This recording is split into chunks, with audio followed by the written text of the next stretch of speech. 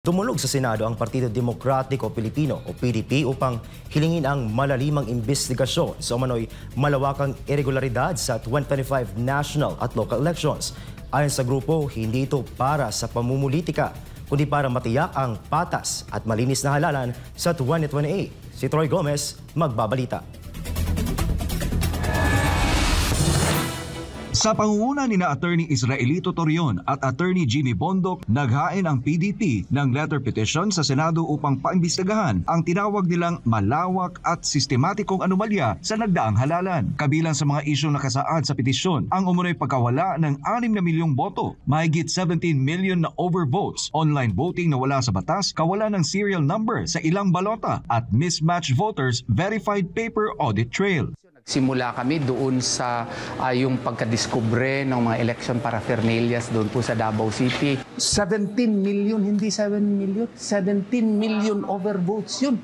Imagine 17 million people na boto nila, hindi po hindi po yun nabilang lahat. Yung mga balota, walang serial number, nandito rin. Tsaka yung hijack transmission of election returns, yung creation nga ng data center 3. Lahat po yan, iniisa-isa po namin dito. Isinama rin sa reklamo ang umunoy questionableng procurement process at pagtatayo ng isang data center 3 na wala anyang malinaw na basihan sa batas. Gate ni Torion, layo ng kanilang hagbang na masigurong hindi na maulit ang ganito mga problema sa 2028 elections.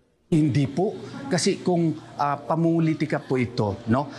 Sana, election protest nga. Tama si Attorney Jimmy Bondoc doon. Para talaga ito sa bayan, para makorek po whatever irregularities or misdemeanors that may have been committed in the last election so that sa 2028 po, wala na po tayong mga problema na ganito. Paliwanag naman ni Attorney Bondoc, ang kanilang hakbang ay para sa legislation at hindi para sa personal na interes. Kasi kung gusto namin makaupo, electoral protest ang ipapile natin for under the jurisdiction of the electoral tribunals. Ito po ay para sa legislation sa hinaharap, para hindi maulit.